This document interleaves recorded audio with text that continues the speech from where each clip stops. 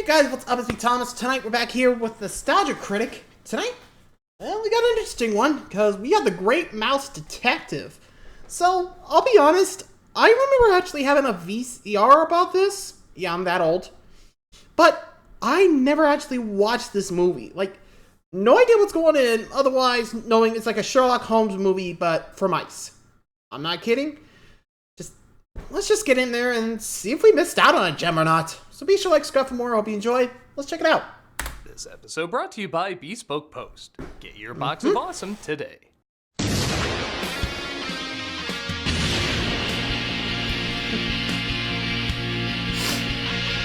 I'm actually really curious to see where this goes.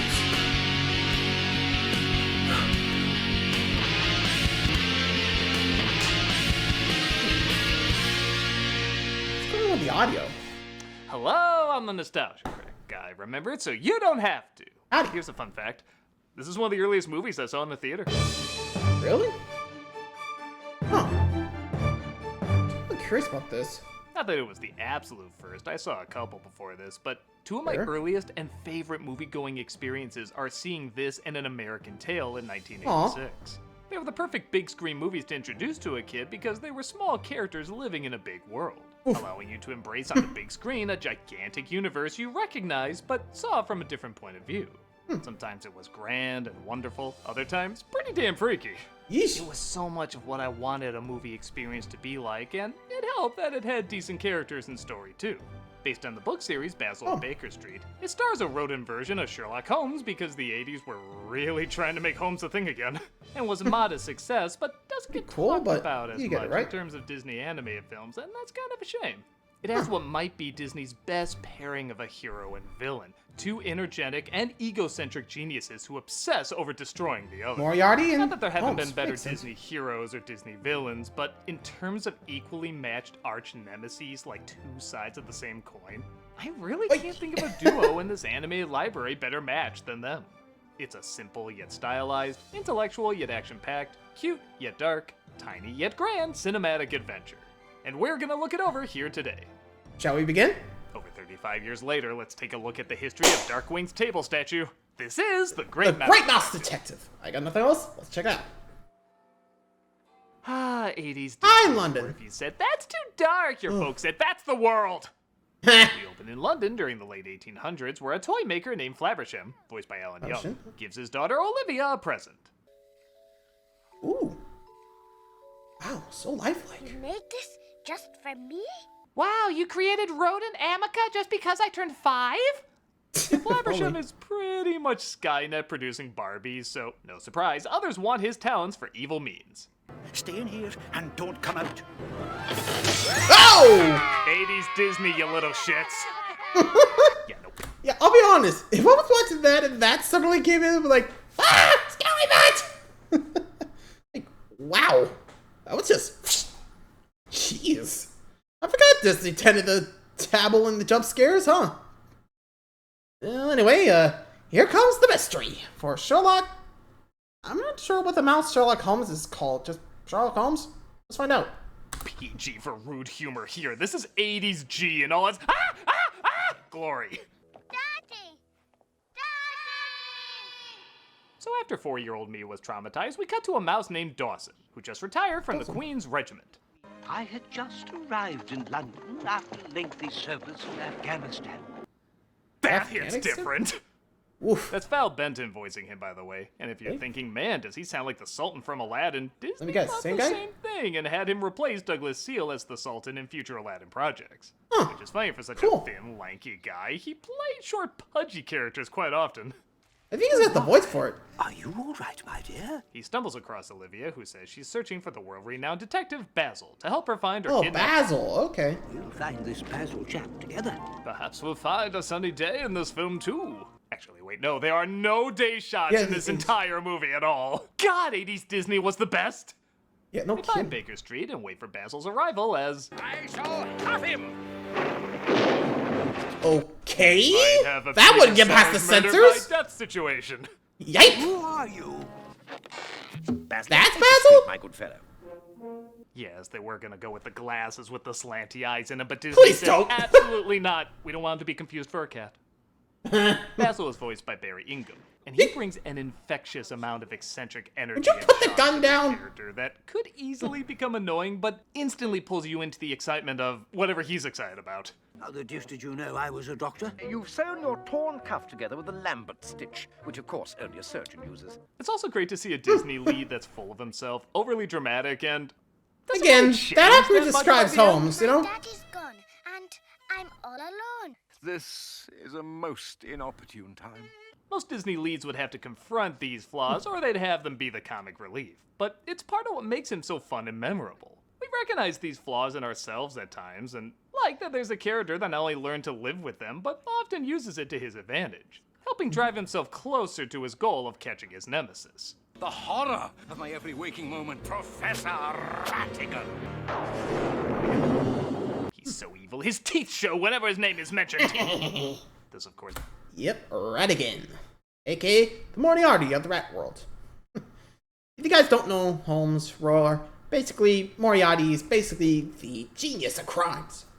And this is actually an anime based on Moriarty, who basically he makes like crimes that basically the person who he hired to make happen can get away with. Easy, apparently. Just find the loopholes in the law. That's Moriarty for you.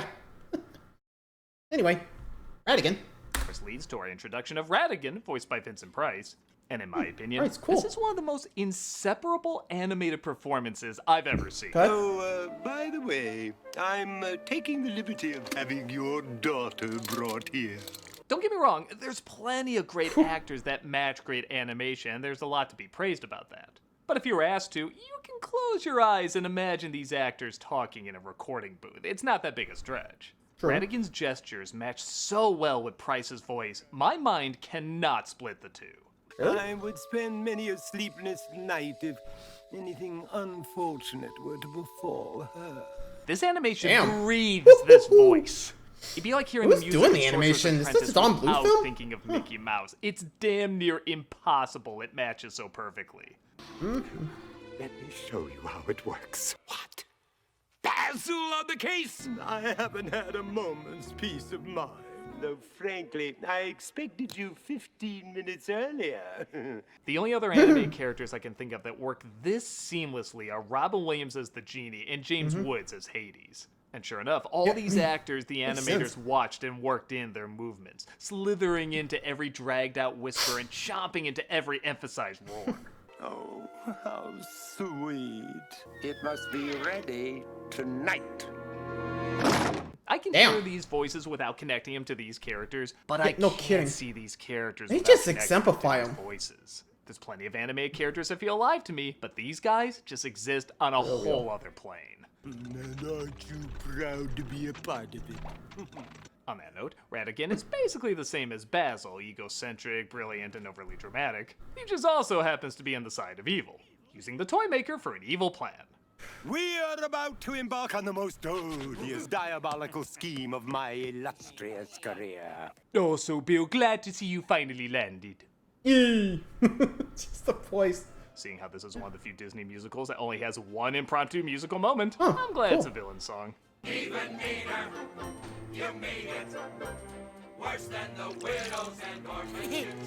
Confirmed widows and orphans were drowned in this G-rated universe. And seeing the Do I wanna competition know? that came out that same year, you can guess who one of them was. Yikes. Sir Radigan's world's brightest rat. I love that being called a rat in this crime world isn't insulting because someone's a snitch, but because someone's literally a rat. Yeah, that's right, a mouse. I like his design is more rat-like too compared to all the other mice, and again, kind of an interesting parallel to the competition that also had a villain with rat disguises. Radigan tosses the drunk naysayer to his pet cat, Felicia. You're the tops. And that's that. I couldn't help it, I had to rhyme something with the word that, and it's already in your name, what would you do? Basil decides Wow. to take the cat. It's interesting that they don't show the cat being eaten. Or the rat, sorry. Don't know why I said cat. I don't know why I said that. Sorry. But still, it's pretty interesting to say the least. The whole Basil and Radigan, you know, the whole two sides of the same coin, it's actually really interesting. And honestly, again, like I said, it really shadows Holmes and Moriarty. Holmes definitely has that eccentric style to him that helps him solve the cases, since, he can think outside the box, and, was able to constantly do that. The guys remember my whole channel, I actually did, the Great Ace Attorney, did both games, and Holmes in that game definitely has that eccentricity. You may think, oh, great, here we go again, he's gonna fuck it up, but in reality, it's actually just playing us along. It's kind of crazy in a way, Anyway. Case, once he finds it, well, serves him, as he questions the motives of his fearful foe. Question is, what would he want with a toy maker? I mean, what kind of toys does he make, exactly? Oh, I love it when I'm nasty. His henchman, or henchbat named Fidget, is seen outside the house, so Basil chases after him. Not for long, Miss Flamhammer. Flaversham. Whatever. Yeah, there's a running joke about Basil mispronouncing the last name Flaversham. Flamhammer. Flaversham. Whatever. Miss Flanchester. Flaversham! Whatever. Miss Flank. Whatever. Whatever. Which I guess is cute, except for the fact that he clearly pronounces it correctly later. Dawson. Flaversham. So he's just dicking around with them most of the time, I guess. Actually, who am I kidding? I can see him doing that. Okay, why do Disney houses always have such classy mouse holes? There's a good deal of German music on the program.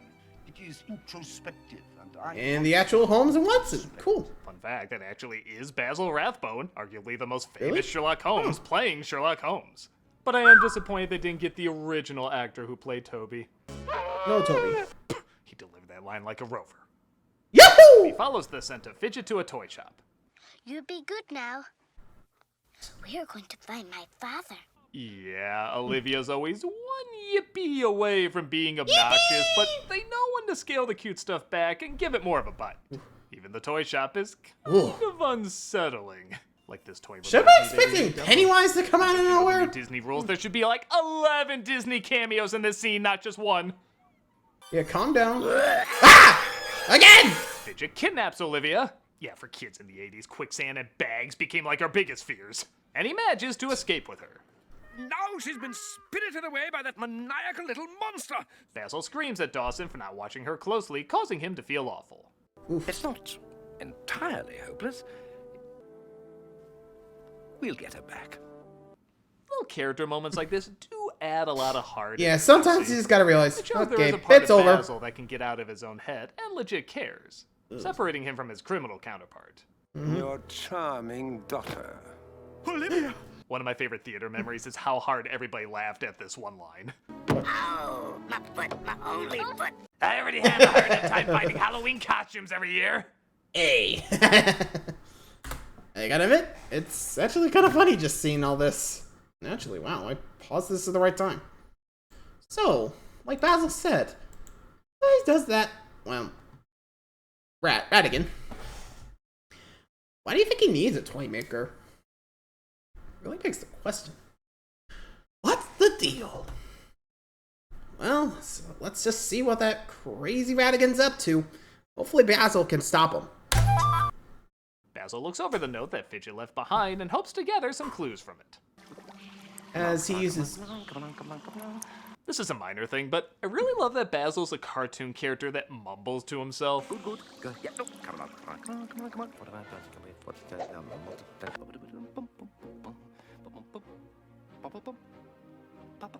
Not that he's the first or anything, Yeah, I but kinda it like that wasn't sometimes. something you saw often. It's a little touch that makes him feel a bit more real. This reaction could only have been triggered by the paper's extreme saturation with distillation of sodium chloride. He deduces it came from a pub by the riverfront, so they disguise themselves and sneak into a place called the Rat Trap. Isn't that a great name?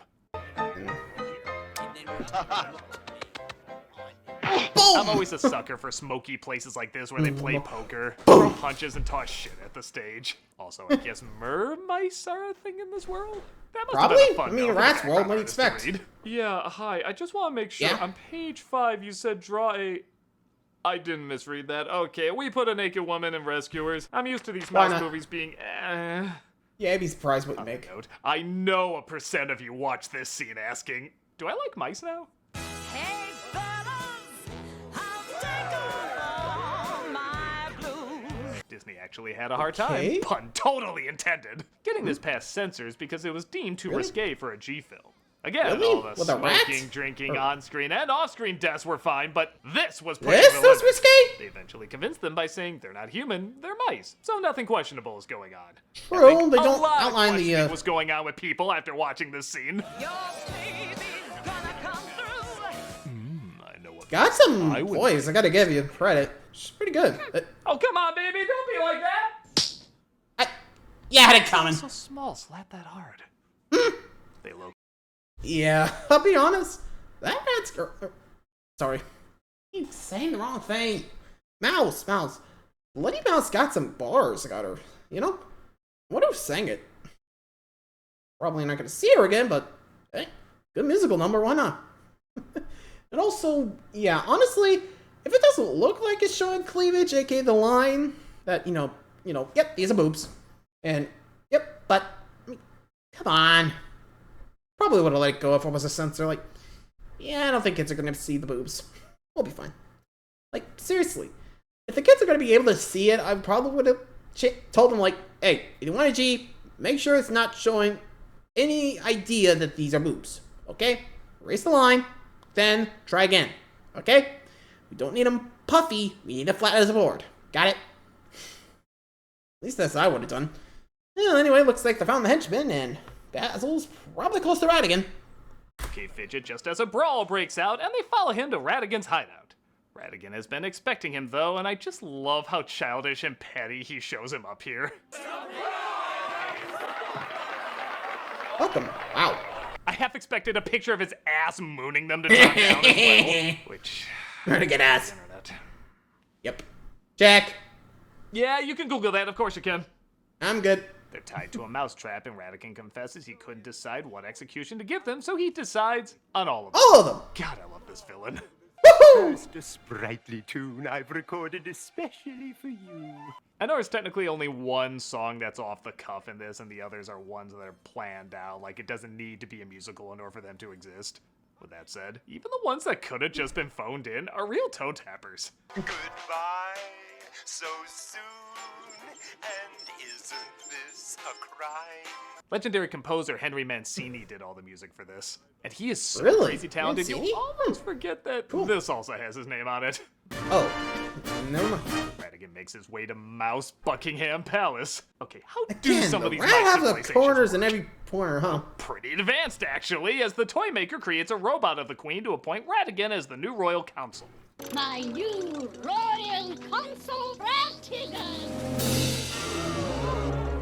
Has the Queen's new motor oil perfume gone to her head?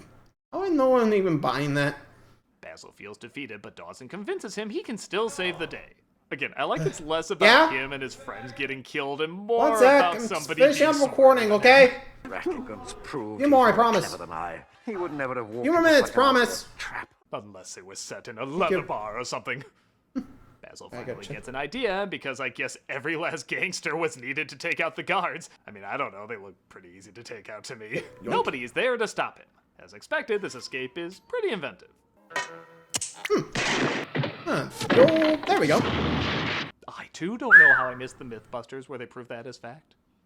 They get to the palace and stop the Queen from getting eaten by Felicia. Yeah, nope. So Biden recently saying God save the Queen still makes no sense. Eh. They show the robot is a phony and rush Radigan. I kind of love this Get one up. goon who's like, well, she's got an umbrella, I gotta go. I can't do anything. I lose. It's got a bayonet, I Escapes think. though with Olivia as a hostage.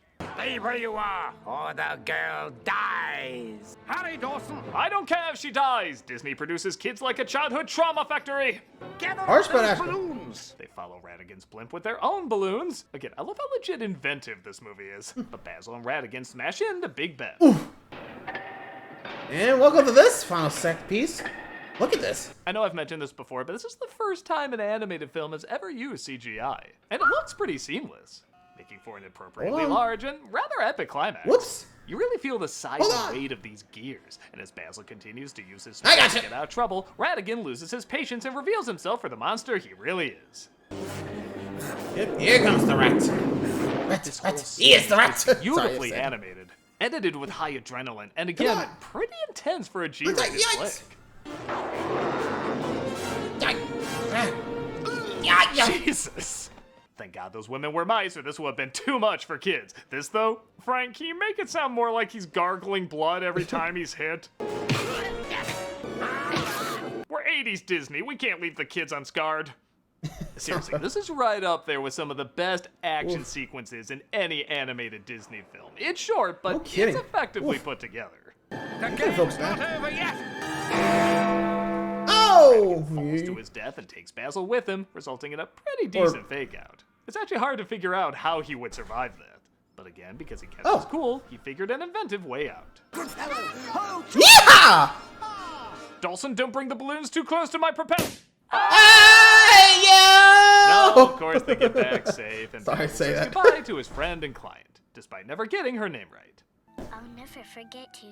Nor are you, Miss... 80s Really? Disney, man. Oh, my. We're late to catch our train. Come along, Olivia. Let's go before they realize they never made a Scrooge McDuck joke.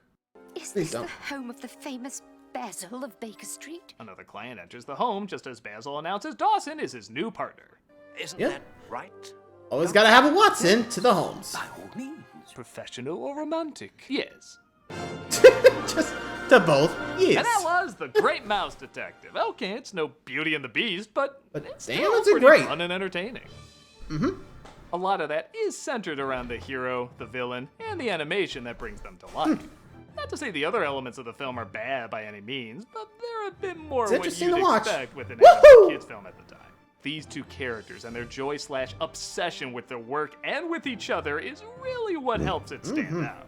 The slight edge it has with the sometimes mature imagery that never goes quite too far also adds a welcomed harshness and excitement. It's just good fun with a smart hero, a smart villain, and a lot of inventive ingenuity. I hear more and more it's growing a bit of a fan base, and I'm glad to see that. Because if you've checked it out, you know that'd only be elementary. I'm a nostalgia critic, guy. Remember it so you don't have to. Case closed. Goodbye, so soon. Thanks for playing the Goodbye song. Well, it's actually pretty good. You know, honestly, I'm kind of upset I never actually watched it, because it actually does look pretty crisp, clean, and, well, sounds like a fun ride. It's basically Mouse Detective Sherlock Holmes. You gotta love it. What do you guys think? Like it? Not? Let me know.